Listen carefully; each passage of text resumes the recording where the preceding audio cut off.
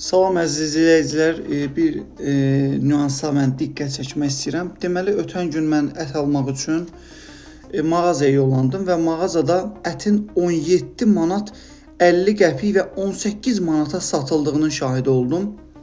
Və mən buna etirazımı bildirdim ki, nəyə görə ətin qiyməti bu qədər baha olmalıdır? Yəni nəyə görə birdən-birə bu qədər qalxıb? Baxın, biz bilirdik ki, 15 manat idi, 15.50-yə satırdılar, amma birdən-birə 17-18 manata yaxın qalxması nə ilə qaynaqlanır?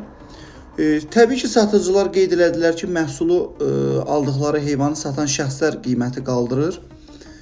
Onlarla həm söhbət olduqda onlar bildirdilər ki, yem bahadır. Müxtəlif variantlardan danışdılar. Amma mən deyərdim ki, mən satıcıları qınamıram, nə də qəssabları qınamıram. Doğrudan da bu işin arxasında işbazlar dayanır. Rayonlarımızda olan fermalar kimlərə məxsusdur? Kimdir bunların arxasında dayanan?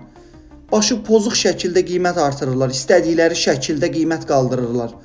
Nəzərinizə çatdırım ki, Almaniyada ətin kilosu 9-10 avrodur.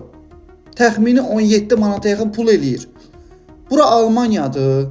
Niyə görə Almaniyanın maaşını vermirlər? Almaniyanın qiymətlərini gətiriblər ölkəyə.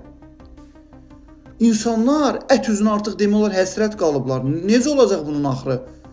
Qış aylarında bu necə olacaq? 19-20 manata qalxacaq. Onda belə çıxır ki, Azərbaycan vətəndaşı ət yeməməlidir. Əti oliqarxlar, vəzifəlilər yeməlidir bu ölkədə.